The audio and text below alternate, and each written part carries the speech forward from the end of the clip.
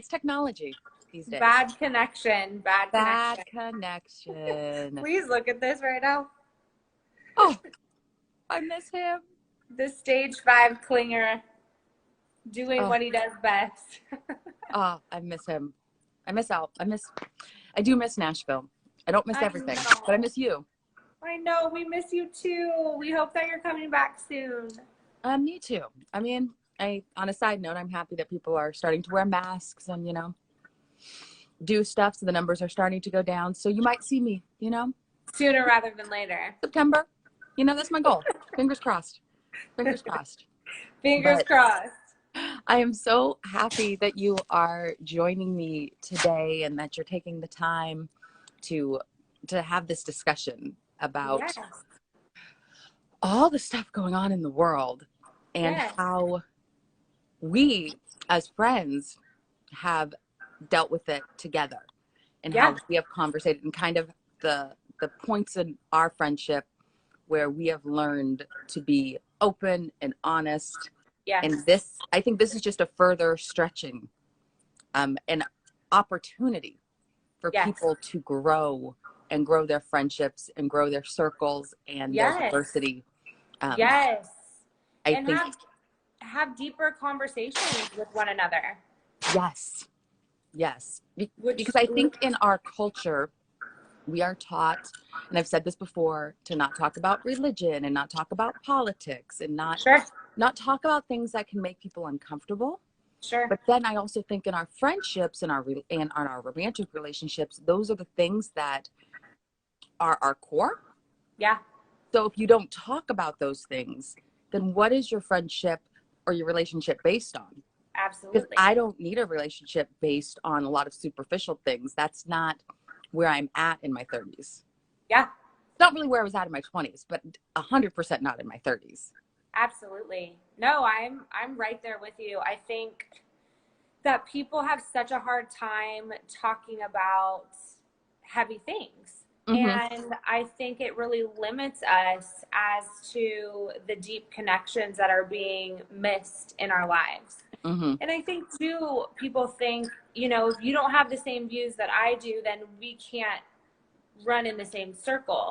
And for me, I kind of think the exact opposite of that. I appreciate when people have different opinions than I do and push me to be more open-minded and to think outside of the box that I live in and where, I think things are very black and white and you may think there's a gray area.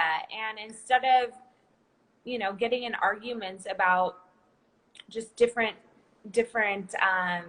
insight to different issues, if we were all just a little bit more open-minded and empathetic, like you and I have been talking about, I think that's the strongest takeaway with everything that's going on in the world is if we all showed a little bit more empathy to each other, we would be in a much healthier place. And I think we would be a lot more productive in everything that we're trying to do.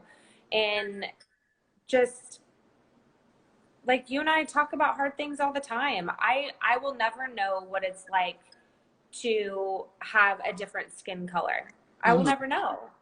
But what I do know is how to be empathetic.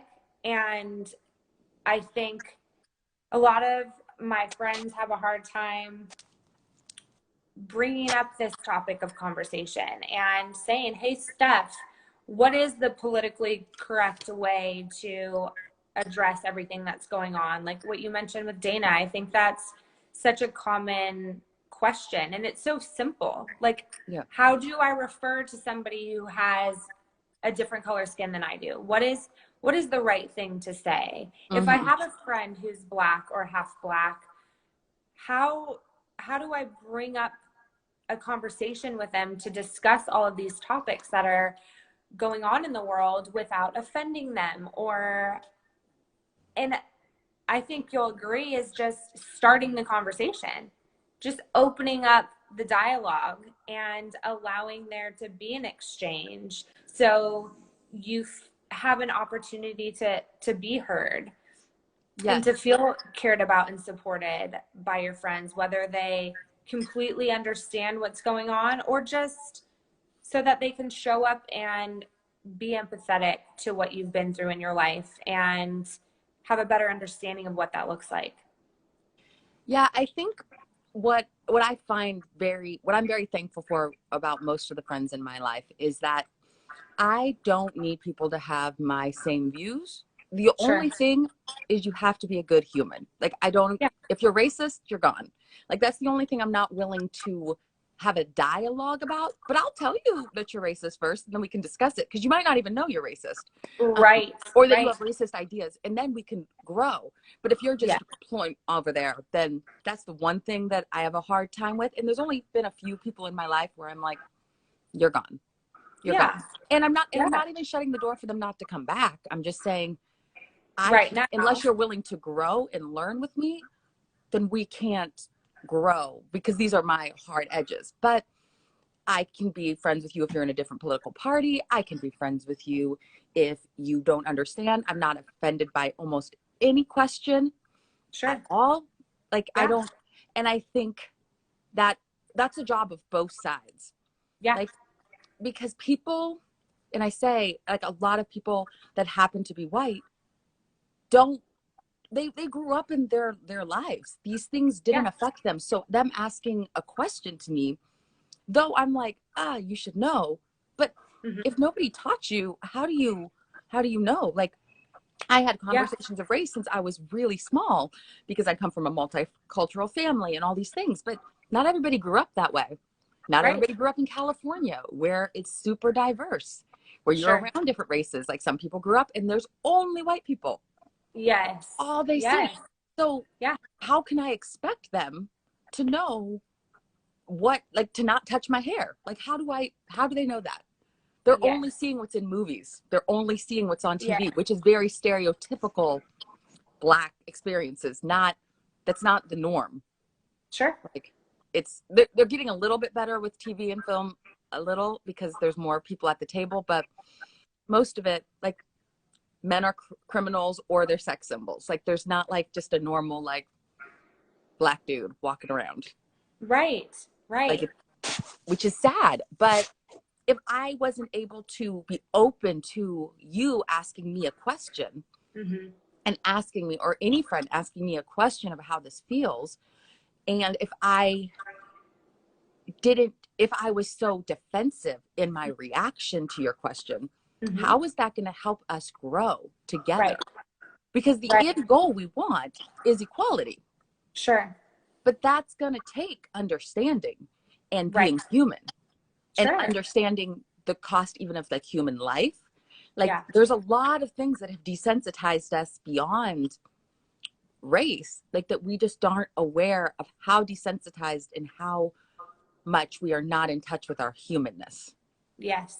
And I appreciate that you will have conversations with me, and I bring an example, like, if there's a video and you have an opinion of it, you'll send me that video, and I'm not like, oh, why'd you send me that video? Like, I don't know this. I'm like, oh, let me look, and we can discuss the different points and the different, and what I took from it versus what you took from it, because we digest things through our own experience. It's gonna be different.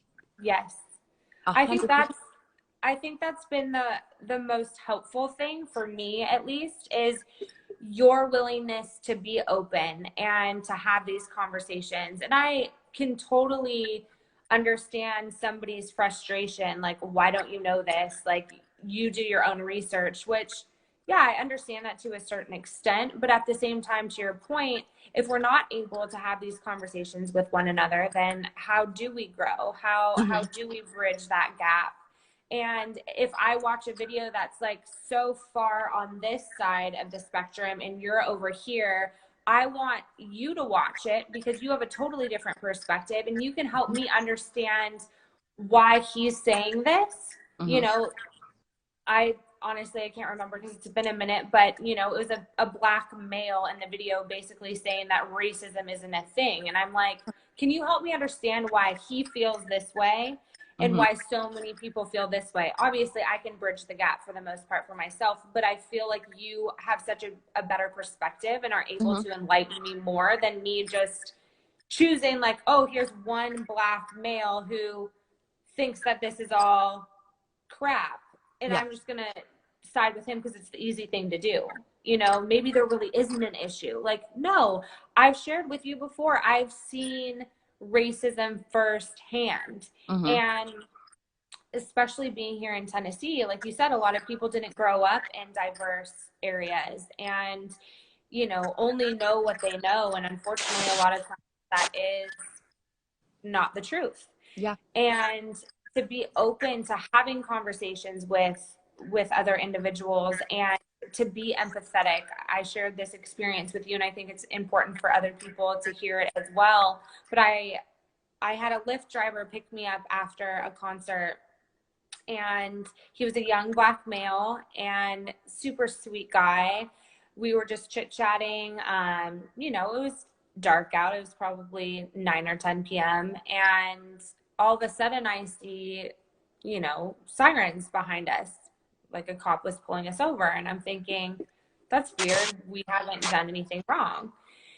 And so we get pulled over, and the cop was, you know, very stern and not very friendly, which, you know, just as in this circumstance was unfortunate. And it still just wasn't clear as to why we were getting pulled over. And he called back up, and there was maybe 2 other cops that showed up, and they made him get out of the car and, you know, searched his whole vehicle. And I stood there, and the chief of police, or whoever the head guy was there, they made me get out of the car, and I was standing next to him on the side of the road. It's pitch black outside. And I'm like, why is this necessary? Like, I am so confused as to what is going on right now. And this was before all of this was going on, but I still felt the need to make it clear that I was not okay with this. Like, this was not, I was a criminal justice major. Like, this is not normal behavior. Like, what warranted him needing to get out of the car and all these, you know, all this backup to come? And they're like, oh, we saw shake in his cup holder. I'm like, how? Okay, that's like a stretch. And I know that this isn't always the case, but that doesn't mean that there isn't a problem. You know, this is clearly a targeted incident, and where the driver felt the need to be on FaceTime with his sister so that she, or some woman in his life, I think it was family, but so he would have a witness as to what is going on in case something were to go wrong, very wrong. And I just remember the drive home, all I felt was this massive amount of empathy. And I made it so clear to, he was so embarrassed and so apologetic. Like, I'm so sorry to make this ride, like, you know, so inconvenient. And I'm like, you have absolutely nothing to apologize for. You did nothing wrong. And obviously they let you go, and here we are driving, having a conversation with one another about what just happened, and me letting you know that I see you, you know, like, I see what just happened. It is so not okay. And I'm so sorry that that is what just happened, and that you have to feel the way that you do right now, and that you feel as though you have to apologize to me. And he dropped me off, you know, at my place, and I will never forget that moment. And that's just one instance. And then I told you the other day, I went into my normal CVS. It's in Brentwood. I live, you know, 20 minutes away from there, but I still go to that one because I love the people that work there. And my guy, I haven't seen him in forever, and he's like, hey, how's it going? I haven't seen you in forever. I'm like, yes, it's so good to see you. A little, you know, I want to say he's probably mid-50s, sweet Black male. And at checkout, we just started chatting, and he was like, yeah, everything's so chaotic right now. And he opened up to me about how he's always been really scared to drive, and at the fear of getting pulled over and having his life taken by that. I guess he's had a friend in the past who that has happened to. And it just breaks my heart that that is someone's fear, to drive from work back home. Just getting in your car because you don't trust that these people are good and that these people are not racist. And again, this is happening, you know, all over the place. And and we just need to be aware, and if nothing else, be empathetic. That's where I go, and I've had some people talk to me about like how privilege isn't real and things like that, and I go, I'm like, instead of being offended when somebody says white privilege, just realize the advantage you have. Like, have you thought about not getting in your car because you could get pulled over and killed? Like, has that ever crossed your mind? And if that hasn't, that's an advantage. Like, I'm aware of my advantage. I'm light skinned. Like, I get treated differently than my dark skinned sisters, but I still get pulled over. And almost every time I get pulled over, there's always going to be backup. I know that. And I know that's not the norm. And I think instead of being offended when somebody says, you have privilege, be like, I do. Now, how do I use my privilege? Because it's not something that it's your choice to have. Like, that's what you have. And people get offended. I'm like, no, you just have it. It's okay. But look at the system that we have come across. And I'm so thankful that you were in that car when he was pulled over. Because even you being in that car probably made that pullover different. It could have ended differently if you were not in that car because you are white. I agree. In Tennessee, even me coming back to Tennessee, there's conversations I've had with friends that are like, I'm a little nervous because I am very outspoken about my beliefs. And that is very scary to be that outspoken in Tennessee. Like, as the woman I am. Like, that puts me at risk. And I don't think other people have that. But I do agree that my friendships and the people that are close in my life, regardless of their race, try to understand it. And all I can ask is for you to try to understand it and realize that in understanding it, you're helping yourself be a better ally, be a better co-conspirator. Because how I look at like what you were in that car is more of a co-conspirator, because you being in that car was a witness and you're white. There are things that cop wouldn't do because you were in that car. And that's what being a co-conspirator is. Some people have been like, co-conspirator, you're committing a crime. I'm like, no, it's putting yourself in between the situation because you know your power. And as a white woman, you have power. And I feel super blessed that I have so many friends that are white women that I can be like, girl, you got some power right now. Like, this is your time that you can use it to change the world and to grow friendships instead of running, like backing up. Because I think in culture, we think we're empathetic, but we're not. We're not built that way. We're not built for empathy. And me and you have both dealt with death of loved ones, and it's people think they are empathetic, but they really are just using their guilt to try to validate their emotions instead of trying to put themselves in your position. And seeing yourself. Like, and we see it with when people die and people are like, I don't know how to talk to you. I don't know how to feel. I don't know how to, like, this is uncomfortable. So I'm going to back away. And like, when you're ready, you'll come talk to me. Sometimes the best thing you can do is pick up the phone and be like, hey, how's your heart? Best thing you can say. I'm so glad that you brought that up, because that is the only, and I know we've had many conversations about this, but that is the only thing that I can really relate this situation to, is obviously my skin is never going to be black. And I can only understand and be empathetic to a certain extent because of my firsthand experience. I don't know what I don't know.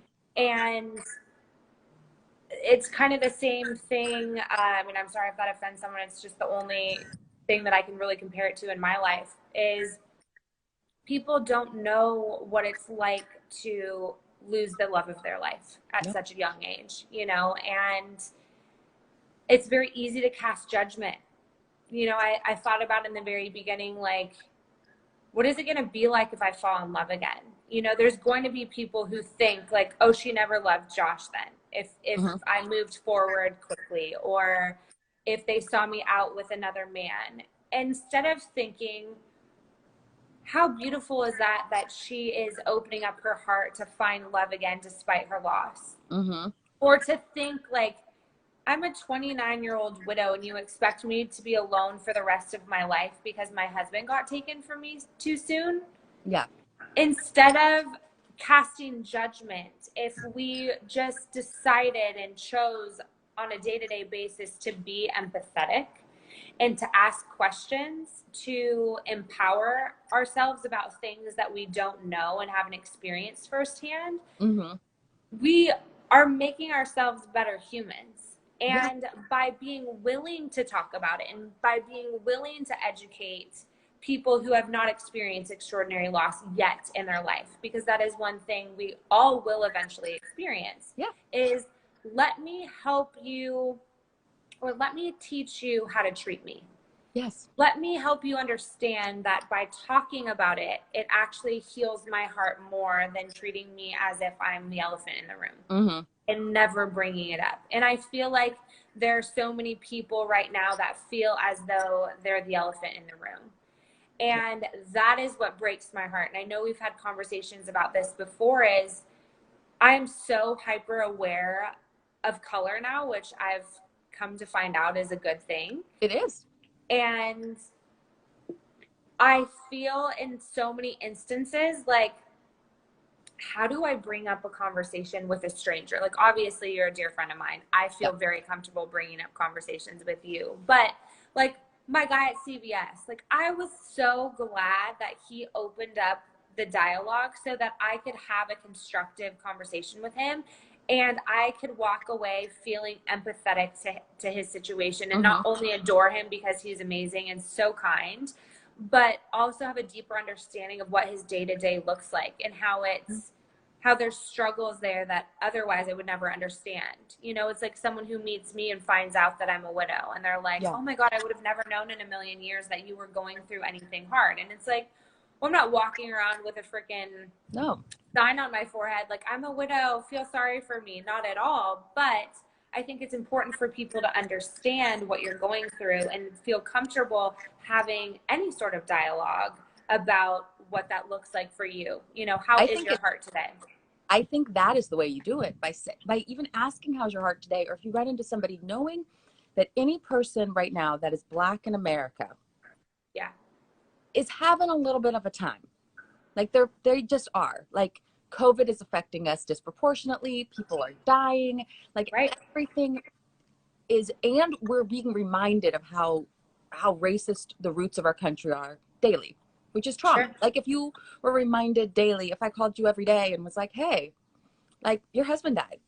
Hey, your husband died. Like, it's a true fact. I'm not being mean. It's not a wrong thing, but we're being constantly reminded, which hinders our mental health.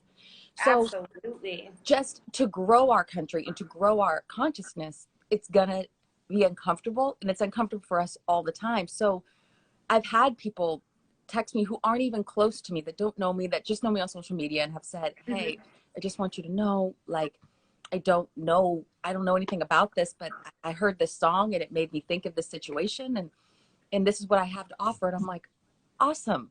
And it started a conversation, because I'm like, I don't want to come off as mad or aggressive or anything, but I'm like, I'm passionate.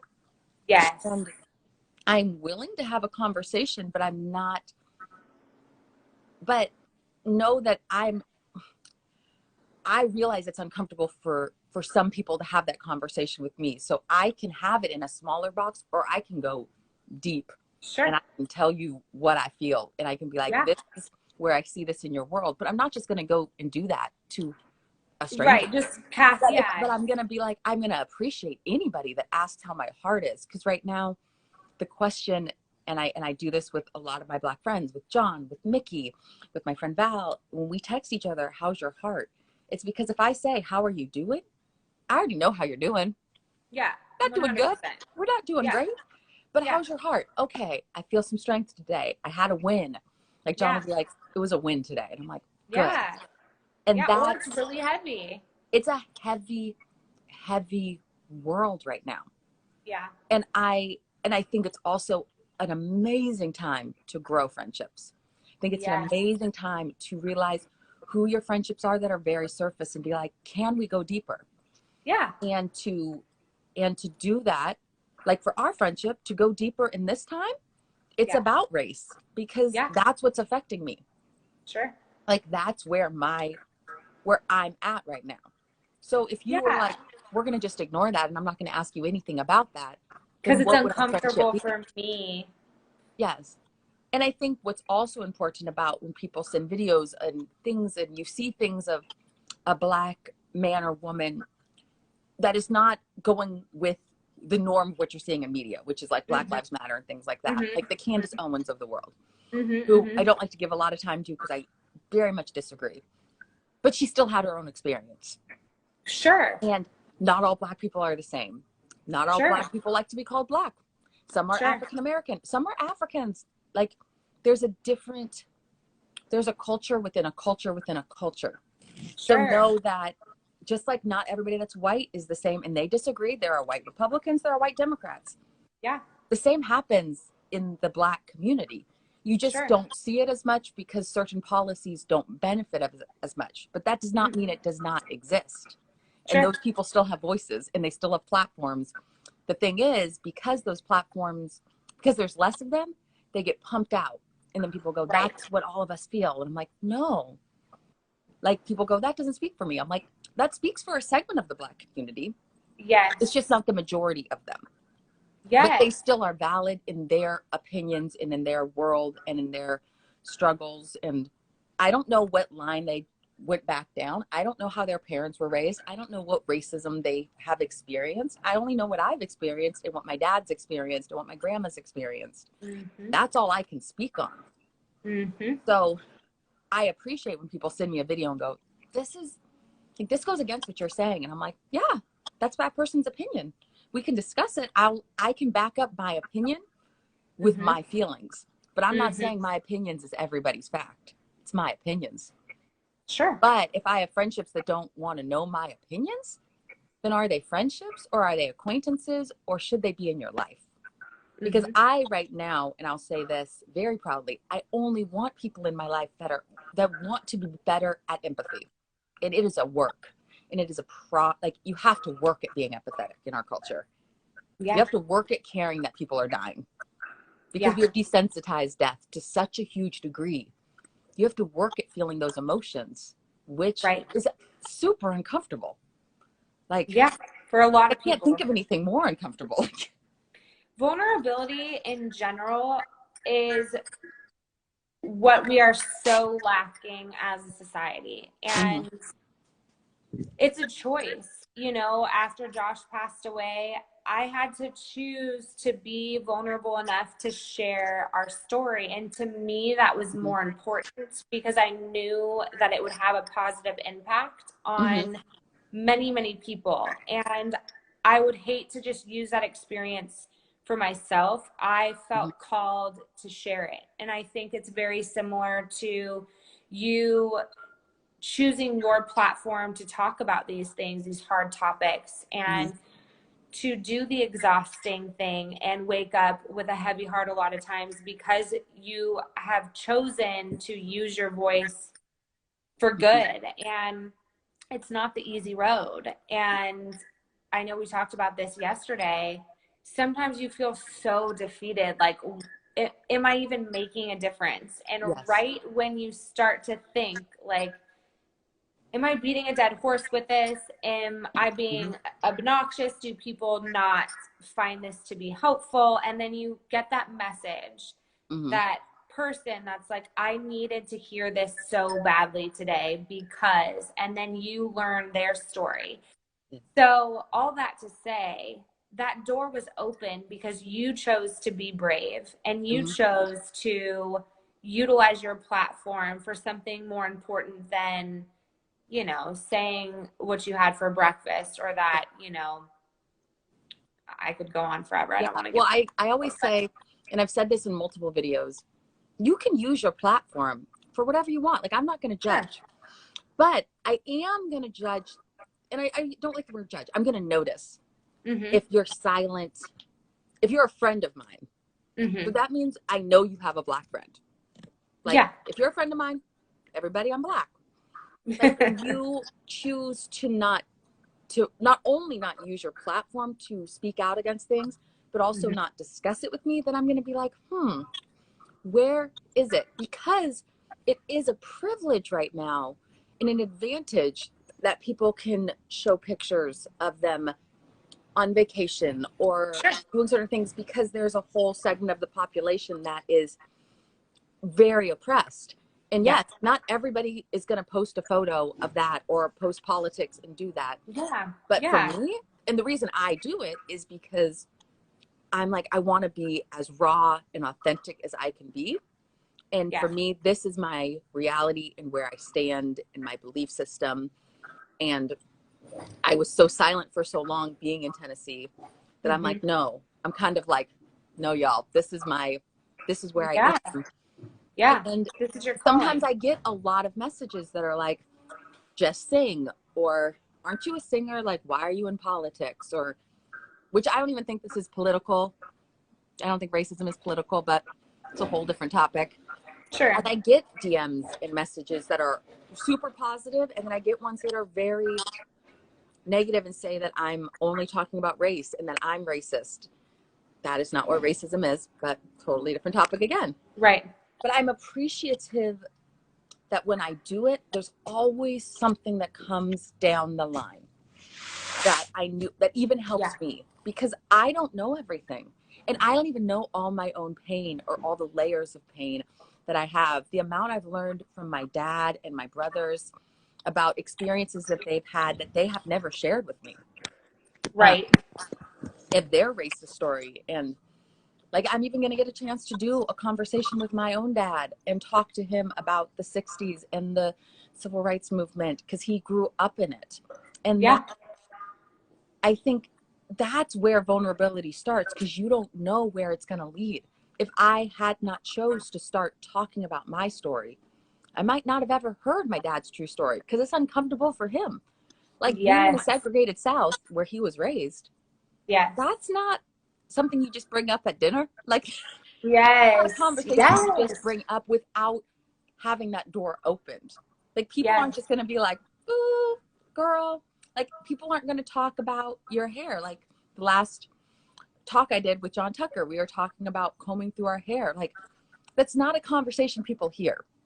But let me tell you, it's a real conversation in a certain community where we look and we go, oh, there's no products for us at like Targets or stores.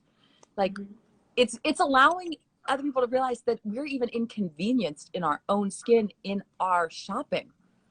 Everything infiltrates everything. And if you can't understand that I have to spend more money because I'm Black, and like, we can talk about that. Like, I can be like, you can be like, ah, oh, that sucks. I'm like, it does. Yes. And just being aware of it. Yeah, just even being aware. Like, how would you know that there's no Black products really at Target? How would you know? You're not going there shopping for Black products because you're not Black.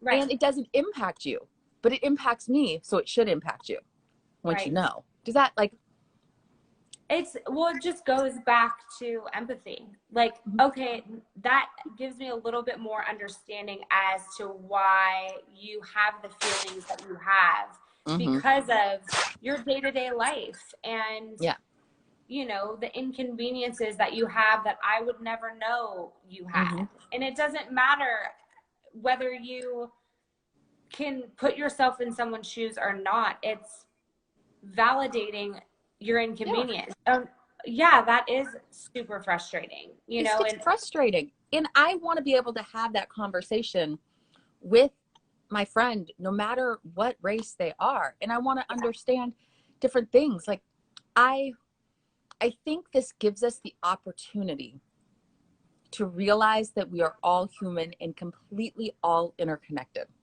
Yeah. What affects me affects you. What affects you affects me. Our friendship was built, and I think one of the cornerstones that it started with was because we both experienced massive loss. Yeah. Like, so we started deeper than the average friendship, I think. Sure. But what also has grown our friendship is that we come from different worlds. Yeah. We discuss our different worlds. We have different views on so many things, but our core values are the same, which is, you want to be a good human. We want to raise the vibration. Yeah. And we want to learn, because some of our different opinions are just because we don't know. And if we as a culture shut out people because they don't know, then we're losing the opportunity. Like, even when I look at presidential candidates or anything, like, just say, what don't you know? Yes. It's not even about agreeing, great. What don't you know? And what could you learn from just watching history happen? Like, what can I learn from just watching? Yeah. I think we are very quick to judge each other instead of just being like, what can I learn from this person? What question should I ask for me to be a better human? And how can this person help me be a better human? How can I help them be a better human? What do you feel like some of the best questions that you've been asked from some of your white friends? Like, what would be a good example of that? I've been asked a few questions that I love. I had one person ask, and it was a super deep question. It's like, if you're a woman and it's late at night and you're walking and there's a group of black men standing there, is it racist for you to cross the street? Like, to not walk by them? And I was like, well, that's intention. Like, what is your intention? Are you scared of them because they're black, or are you scared of them or because you're a woman and it's a group of people you don't know in the dark? Yes. Like, yes. I think you have to also understand, I've said to people, they might think you're being racist. It's what your pure heart is. You can't judge other people's reactions to your decisions. Yeah. I would cross the street if there was a bunch of men. I don't care what race they are. I don't care what color they are. Yeah, now, we've had that conversation. I'm just like, I'm going to be uncomfortable being a woman walking by them in this day and age. Yeah, it doesn't matter what race they are. I'm not going to probably even pay attention to what race they are. I'm going to walk on the other side of the street. But my friend was saying, like, I feel like I could get videoed and they would think I'm racist and all these things. And I'm like, are you racist? I'm like, looking. And she's like, I think I would move over there more so if they were black than if it was a group of white men. And I was like, well, that's what you look into. That's your bias. That also doesn't mean you're a bad person. It means you have a bias. Sure. So let's discuss that bias. Why does that group of black men make you more uncomfortable than a group of white men? Maybe you were raised around all white people, so that's your comfort zone. Like, yes. And so I've always said, like, realize that there are layers to your decisions, but it has to first come from your gut. And people ask all the time, like, why, like, you're biracial, but you talk white. And I go, please don't tell me I talk white. That's like probably my biggest pet peeve. And I've had a ton of friends ask me, like, and say sorry for saying that. Like, I don't talk white. I talk the way I talk. The way you talk. And white is not the goal. Like, white is not the, like, by saying that, you're saying that white is the best. Like, you talk so white. Ooh, I'm like, let's stop putting whiteness high. I'm not saying I don't like white people. I'm saying whiteness is not the goal. I'm educated and I come from the suburbs. So I feel like I talk like I come from the suburbs of California. I feel like I talk super California. Right. So though, like, and I don't think people have ever said I talk white to be racist. I think that they don't even realize that they are putting whiteness so high because our society puts whiteness so high. Sure. But, and one other thing somebody said to me, they asked, should I call you black or are you mixed or like what are you? Like, what is it? And I'm like, well, I am a biracial woman. So I call myself biracial. Like, but I think a lot of people like being called black. People of color encompasses more than black people. So just where when you say people of color, that's people of color, which is Hispanic, brown. Like, so just realize when people are saying POCs, it encompasses more than black. So that is used in one segment, but then there are black, and then there are people that are African in America. Sure. And they're not African American, they're African. Yeah. So I think the best thing to do is when you make a new friend and you say, be like, what is your culture? I think that's a better way to put it. And and if you get closer with the person, be like, how do you like to be described? Because I want to make sure that I'm being respectful of you. Yeah. And And I'm like, okay, like I don't need as formal as African American when somebody's talking about me. I'm like, I'm black. In this society, no matter the fact that I'm biracial, anybody that sees me, a cop or anything, I'm in a black category. Mm-hmm. If we were living in the days of slavery in the South, I would still be a slave. Like, so I'm black. Mm-hmm. But if somebody wants to say African American, I'm not going to be offended by it. I'm not going to be offended. But maybe somebody else would. But somebody else could be. So you have to ask. I always say, know your audience, know where you are speaking. And and people of color, I say, is really good in like an educational area, in business settings. Mm-hmm. African American is used more in those settings, but one-on-one, in most casual settings, I'm going to say you can say black. Yeah. And your tone matters. Like, if you're like, oh, that's a black girl. Like, that's different than just like, that's a different tone. Like, I'm going to be like, what do you mean? Yeah. Like, what you mean by that? Yeah. And just don't touch a black girl's hair either. Just nobody touch black girl's hair don't do it. Yeah. I'm just going to say that over again, because the amount of people in Tennessee that I even heard have touched people's hair. Mm-hmm. Like, please don't do it. Yeah, and it's as simple as just educating, being open to teaching people. Like, sometimes people say your ex-husband, and I'm like, no, he's not my ex-husband, he's my late husband. But again, I can't take offense to that because they didn't know. I am going to take it upon myself to correct them, because that phrase is incorrect and it hurts me, and so instead of just casting judgment, like, how dare you didn't know better, so now moving forward you will address people like myself the right way. Yes. And it's I think what's great about this time is that we can ask questions, and I think we should know who you're asking the question to. If it's somebody that you're not super close with, make sure that question is relevant and there's not somebody closer to you that you could ask it to. Yes. Like, even the sweatshirt I wear now, it's Shirley Chisholm. And I put it on my social media and I got DMs like, who is she? Yeah. You know what, folks? I don't expect you to know who she is, but you know what? Now you're gonna learn who she is, because I had to learn who she was. Yeah. And she was the first black congresswoman, and then she was the first black person to run on a major party ticket for the presidency. Sure. Like, which has led to this. But I had to learn it, but I've let the opportunity come so that you can learn it. And so, and I say this to all communities, if we don't discuss things that we had to learn ourselves, then I can't expect. Now, once I teach you and we've had the conversation, I expect you to remember that. Mm-hmm. Like, if I kept saying that it's your ex-husband, you're eventually going to get pretty annoyed. Be like, we've had this conversation. We've had this conversation a few times.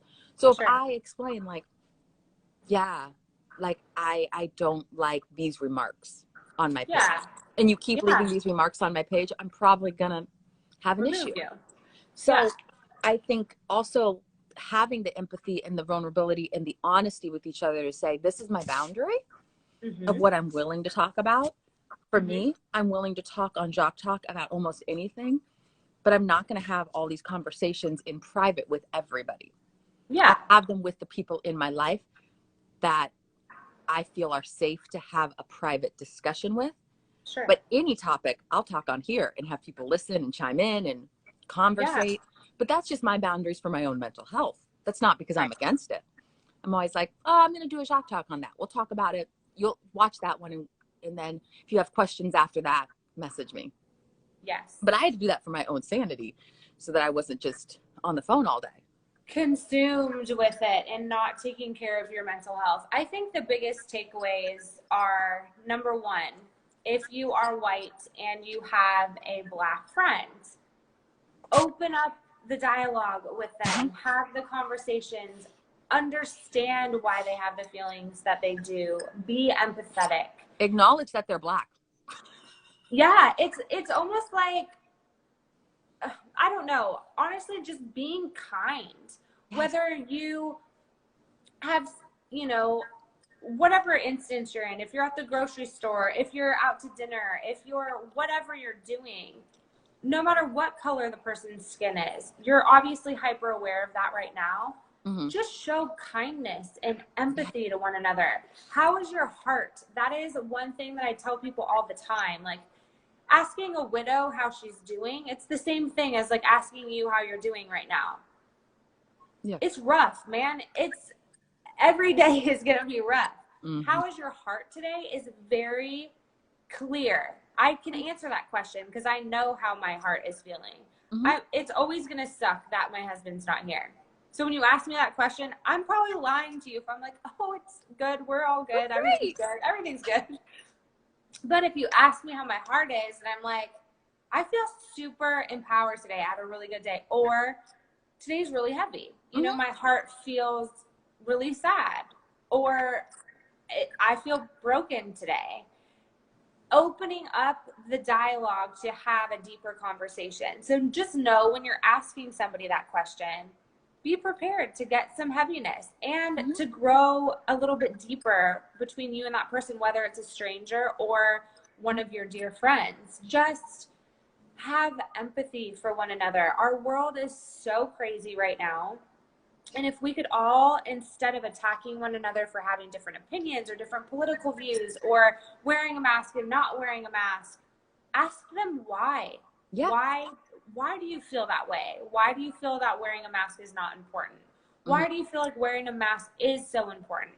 Whatever it is, you don't have to completely agree with them, but you can at least be empathetic as to why they feel the way that they do. And I don't know, I just think challenging yourself to dig deeper and be a little bit more vulnerable in your life.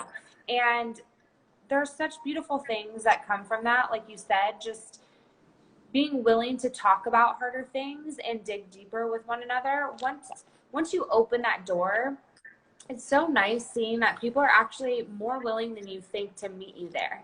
Yes, you know, they are. Once I tell somebody that I've lost my husband to cancer, more often than not, that person then who would probably never open up otherwise would say something like, I lost my mom to cancer. You know, it's something that I never talk about, so I don't know why I'm sharing it with you. You're sharing it with me because I was willing to be vulnerable with you, you know, and sometimes it is a perfect stranger. But I think if you just follow what's on your heart and be kind and be empathetic and be a better human, you're not going to go wrong. Yes.